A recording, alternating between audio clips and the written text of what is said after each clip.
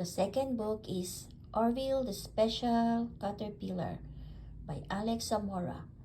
This is the teacher of my son when he was in JK. Yeah.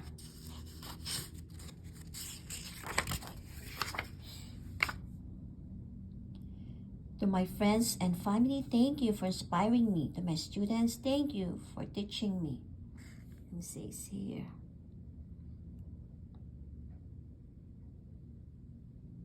He wrote this book as his way to encourage children to develop their self-esteem and self-acceptance. He believes that every child is special and his development should be honored in every way. So, once upon a time, there was a caterpillar named Orville. Because he was so colorful, Orville was different from the other caterpillars.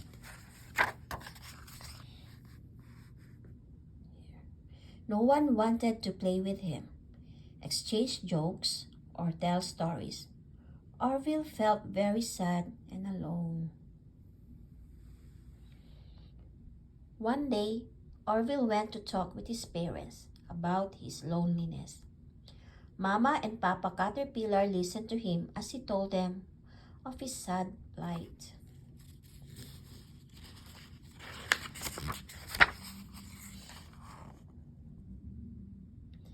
Both parents realized what Orville was going through. Mama Caterpillar said, "No matter what you are, Orville, we both love you for just being you. And someday," Papa Caterpillar added, "you will know why being different makes you special too." With this, Orville felt happy and smiled. In a nearby house, a little girl named Maria was sick for days. Being bedridden and feverish, she had to stay in her room all day long.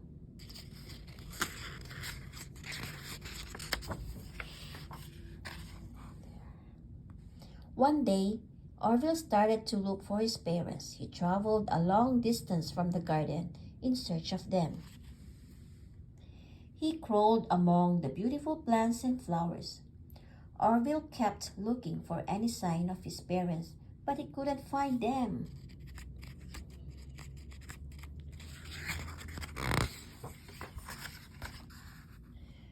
Finally, Orville came to a house amidst the beautiful flowers coming down from a windowsill were long winding vines that attracted his attention. Orville started to climb up the vines. He wanted to see what he could find at the top.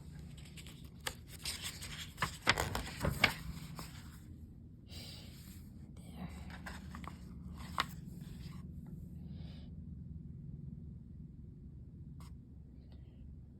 So, as Maria began to recuperate, she sat by her window to get some fresh air. She wished that she was well and could play in the garden. Suddenly, she noticed a certain rustling among the flowers on her windowsill. Maria saw a colorful caterpillar among the flowers. She stood up from her chair and approached the creatures. "Is a colorful were so beautiful," she thought as she came closer to look.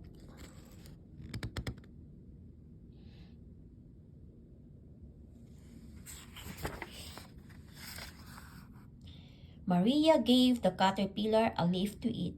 To her delight, Orville started to nibble it.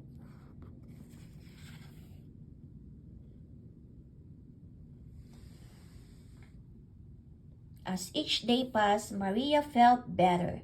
She became stronger and healthier. She always looked forward to seeing Orville among the beautiful flowers on the windowsill.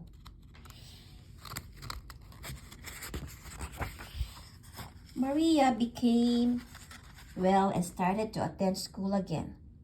Her best friend Vanessa was so happy to see her back. She missed her very much.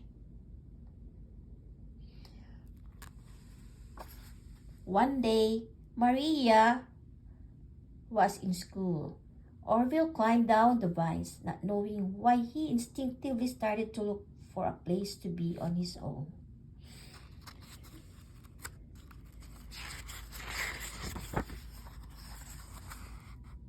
He started to move away from the house. He crawled among the tall grasses and small creatures living in the garden until he found a quiet place.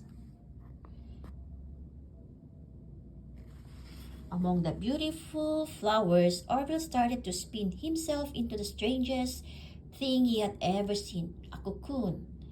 Silk threads were shooting out of him as he covered himself all over. There's the cocoon.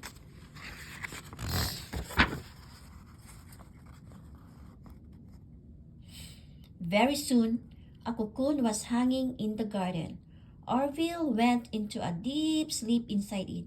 It became very quiet and stood still for days. The cocoon hardened as the days passed by. One day, an amazing event took place.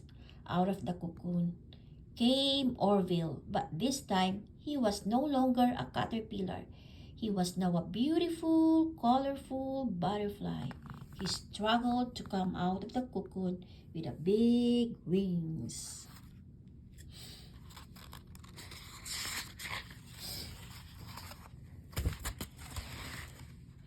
There. Orville zoomed out of the cocoon and flew high into the air. "I'm flying!" he squealed.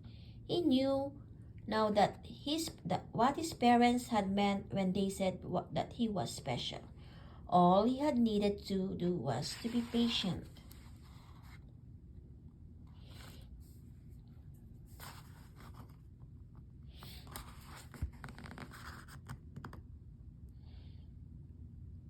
In the garden, Maria was playing with Vanessa. All of a sudden, Maria saw Orville flying in the air and said, "Look, Vanessa, that has to be the most beautiful butterfly I've ever seen." And as she thought deeply, she added, "That must be my special friend, the caterpillar, who made me feel well when I was sick." Both girls started to wave at Orville, and he felt happy, but most of all, special.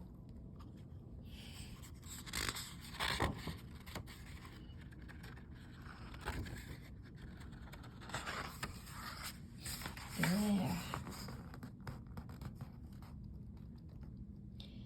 Because of him, Orville realized that Maria had become well. Knowing that made him aware that no matter who he is, he will always be special. And being different from others can make one special too. Do you know that you're special? Be different.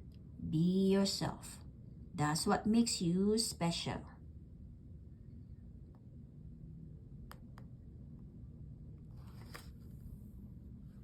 The end.